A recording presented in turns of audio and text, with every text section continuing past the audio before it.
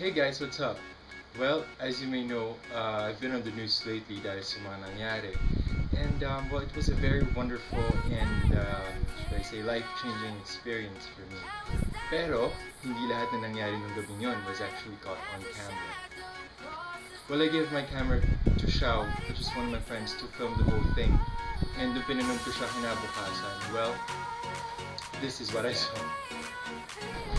Aray, kaway ka dito, kaway ka. Kaway ka dito, kaway ka dito.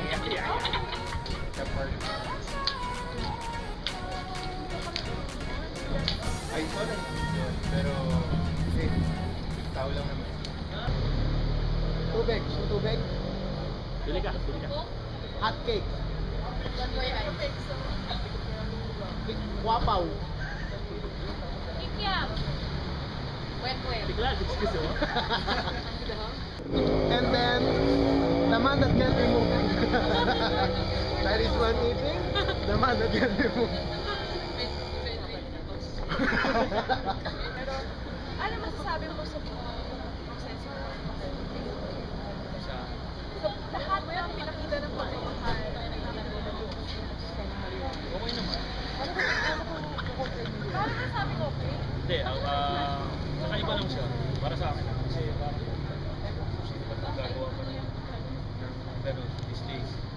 Parang kakaiba siya. Sir, ano pong ginagawa natin yan dito sa ELJ building? Naghihintay lang. Ano po ang hinihintay po natin? Valentine's. Sir, 11 pa lang po ngayon, sir.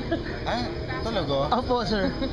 Thank you po. 11 pa po. Uwi po muna kayo. Kain-kain, ganun. Alam ko na 30 ng midnight. Kapantohan muna ako. Tama. Ma'am, excuse me po. Lalayo ka pa. Ma'am, bali po ano po ginagawa natin sa ABS, ELJ ngayon? Ay, wala. Nakatayo lang. Ah, okay.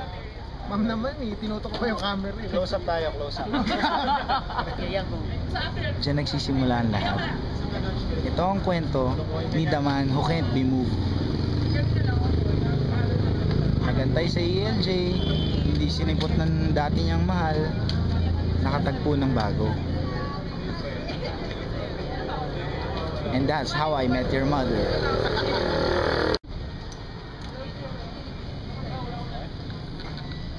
Okay, go. Alright, time check po, 8:30 na. And she's still not here. Sana po huwag kayo malungkot kasi ako happy ako. No regrets sa ginawa ko. And walang barante sa sarili ko ngayon na disappointed ako. Kasi nasabi ko sa sarili ko na I've gone this far this drama just to find her. And well, if Gladys is watching right now, I'm so sabihin sa kanya na this whole thing is how much this is to show you how much I value what we had before. So, ayun. This is it. It's the end of it. And sa lahat po ng mga nag-like, share na post sa ginawa ko, sa lahat po na sumuporta, thank you so much. Hindi ko po akalain na what I did would actually affect a lot of people. And masaya po ako ngayon. Hindi po malungkot. Kung iyak man ako, it's because of tears of joy. Kasi finally, I can say to myself that I can do. And as for this flower, hindi ko man mabigay doon sa first two love. Siguro, bibigay ko siya doon sa unang taong nagmahal sa akin, which is my mom.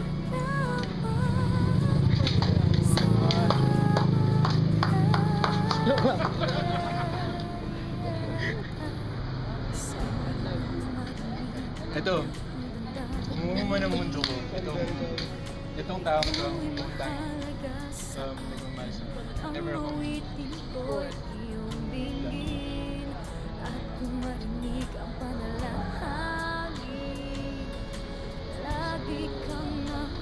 Sabi nga nila, at this stage, the chapter is ending. Pinuhunahan mo, Dre. It's time to start a new story. This is the beginning that I've been waiting for the longest time. So, wish me luck. Sabay-bayan niyo ako. Ano ang mangyayari sa akin sa mga susunod na araw. Ang maganda kasi you're willing to love again. Hindi pa rin naiwan sa puso. I'm single and 32 seriously, I think ngayon mas mature yung take of relationships because of everything that has happened. So, I'm also grateful na nangyari ito. Tinuloy ko kasi it's not, again, another video. Just araw, now, medyo pagaan ang isip. Tuloy mo.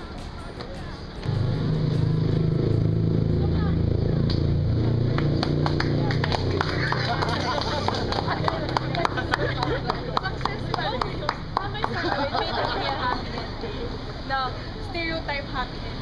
Pero ano? Nasanay lang kasi yung mga tao na masayang ending pala. Ready Na, to learn. definitely. Happy ending. Happy ending pala. Close up lang tayo ah.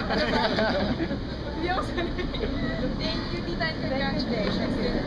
You raised someone, I really want to know, you raised someone, such a gentleman, na talaga pong honest and showing. Papalabas na po. interview natin. So, anong pakiramdam mo sa nangyari ngayon? I think I learned a lot of lessons from you also kasi talagang napakagaling na So, meron pala mga lalaki nagmamahal pa rin na very sincere. Yung nakailaw. sa tingin mo ba, ano, makakapagmahal ka pa ba? Oh naman! Well, we both went through the same situation. Ako before, ikaw.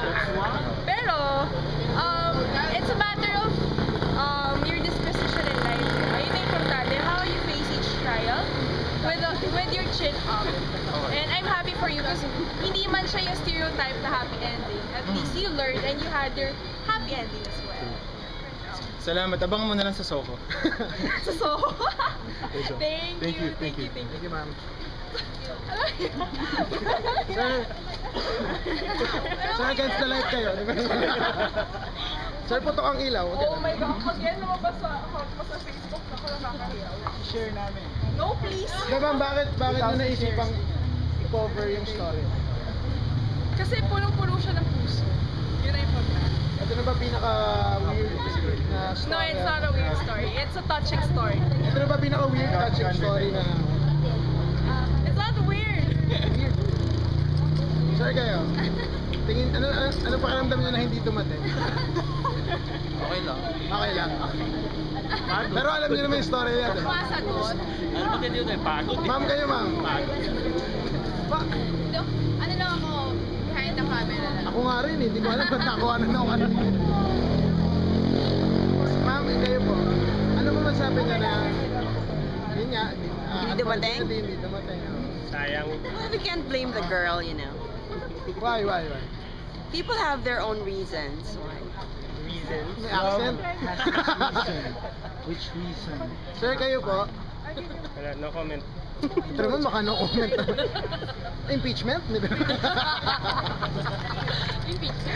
Sir, na-interview ka na. Ma'am, ano pong okay naman po sa inyo yung pag-aantay? Ayun, dumating. Joke lang. Yung pag-aantay natin, okay naman. Okay lang, papakain naman si Ibs eh.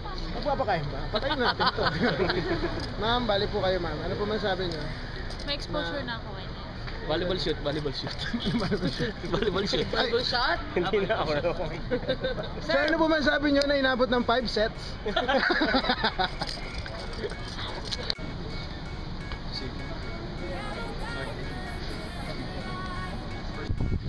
So yun yung mga nangyari nung gabing yun na hindi niyo nakita sa TV. So, just to clarify things again, I'm happy, I'm not hard depressed or anything like that dahil hindi siya nagpakita. Again, I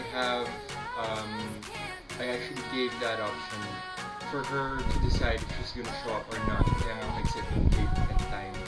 Para at least man lang, she has the option. On my end, I already found closure. I'm happy. And I'm glad that I've gone this far. And again, with all of my friends who's there to help me and support me, I'm pretty sure na there will be brighter days. Well, keep those questions coming and I'm gonna answer them sa susunod kong vlog. Again, this is a Saan si Mami? may lakad. ba si Steve, ha? Mama Jong. Jong pa? Gusto niyo rin i-cover yung inuman namin. Pre, ha? Baka tumama ako, ha? Sorry po, ako nga tumama. Ikaw na kayo ba? Baka may opening kayo sa Toda Max, ha?